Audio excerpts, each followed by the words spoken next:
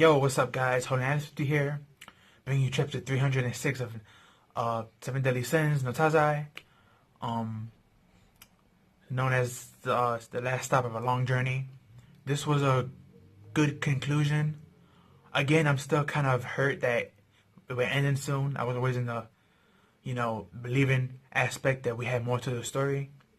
Because, we have to know why the Demon King and Supreme Goddess, why they always at each other's throats, and we also didn't get the Supreme Deity to come up as well. I thought she was going to come up in battle as well since we got the Demon King, but I guess that's not going to happen.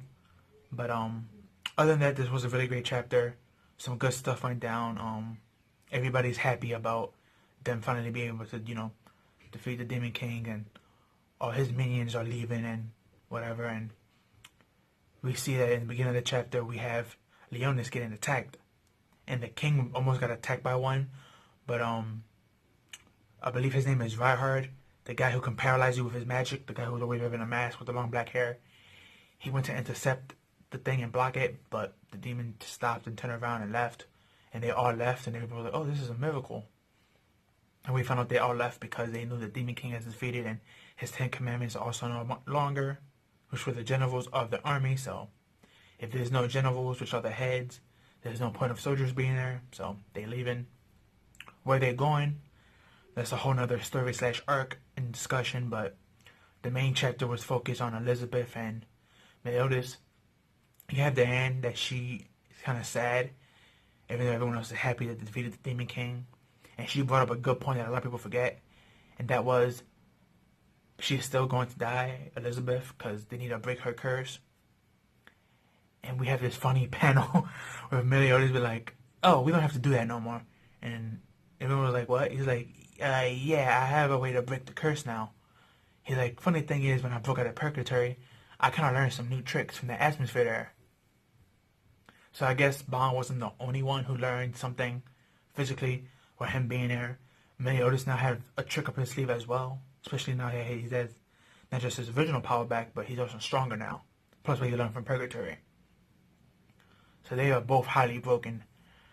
But he had everyone step away, and Merlin casted like this non-sealing spell on them. And we saw the angel, certain demon and angel come out their bodies, which were the representation of the curse that's upon them. And if I remember, when the Demon King was inside Meliodas, how he looked it, how he was that tall buff man with the long blonde hair, and he had like a gold costume with like some wings. Well, Meliodas looked just like that. Only issue is he's so small and he doesn't have the long hair. He still has the same body and everything. It's just he has that cloak now on him. Kind of look like Meliodas fused with like the Naruto Bijou cloak. Looks pretty cool. A little weird. Meliodas is a kid body, but even though he's not a kid, but it's hilarious. And we have this cute moment between him and Elizabeth, and she's like, "Will you still love me after you break this curse?" And he's like, "Oh yeah, bet. I'm going to love you until you get tired of me." And they both laughed and kissed and whatever, and he destroyed those two things easily, which those were the two things that was putting the curse on them, so he broke them. But yeah, this was chapter 306. Really great chapter, really great stuff. We also had some stuff with Mel and Rudersil and what's his name? I always forget his name. The guy who was the first antagonist, the druid human, the one who tricked Girl Thunder and his girlfriend and has them separated. But Henderson. There you go. I was thinking about his name. I'm like, what's his name? Yeah, Henderson. We have a moment between those three characters, which was cool. Because Lucia's body is deteriorating and going back to heaven, and he was telling his brother, what's going on and stuff, and he's like, thanks to the 7 deadly sins, this impossible feat is actually possible, and they defeated the Demon King. Now, remember, they keep saying defeated him. They didn't say they killed him, so he's still alive as well as the same Supreme Deity. So there could be a part 2 in the future with their kids, or maybe with a whole bunch of new knights. I don't think the Holy War is ever going to end. I think right now it just paused, but if the author want to make a part 2 of this, he can. Even though he already stated in an interview, he does want to do a new story with Arthur as the main character. Which, if that's the case, how are they going to come back to life?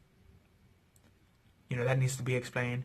There's just so much content left that needs to be explained that it doesn't really feel like it should end soon, but sadly the way it looks and the way the chapters are titled, it looked like it's about to end soon.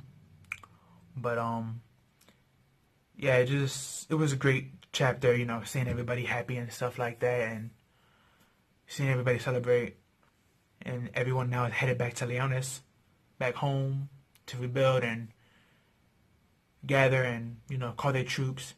You know, it seems like everything worked out in the end. Bond is no longer immortal, but he has Elaine. Diane is with King, which that made King the most happiest person ever. He always liked her since the get-go. The two main characters, Elizabeth and Mayolis, are going to be together. Sadly, Escanor no longer has Sunshine, but he's still technically part of the Seven Deadly Sins, which I'm not sure how that's going to work, since he's really weak and he has no magic now. Unless he's going to finally unlock his original magic now, thanks to Sunshine being out. Or, it was stated before that somebody who's human who has an angel in them, sometimes their body remembers that and they can still use like a weaker version of that. So maybe he might be able to use a weaker version of Sunshine. Oh, who knows? Maybe Mael might just say, hey, here, take Sunshine back. I don't need it. And he may just stay as a guardian angel, just floating around, watching people and things, and making sure Escanor used the power wisely as he always has. But that's a possibility as well. Or Merlin could, you know, modify him with some, like, a good equipment to help him out in battle. Or go through Kampali and inject something into his memory to make him believe that he still has that power and somehow his body would act like it does. There's many different things they can do with Escanor. Even though, you know, the original Escanor with the Sunshine was our favorite one, but there's still other things they can do with him. They can still make him OP. Maybe not as OP as he was before with Sunshine, but still in that same ranking, you know. But yeah, that's all I have for you guys. Please like, comment, share, subscribe. Share with your family and friends. Give this video a like. Follow me on Twitter. Link will be down below. But that's all I have for you guys. Peace out and have a good one.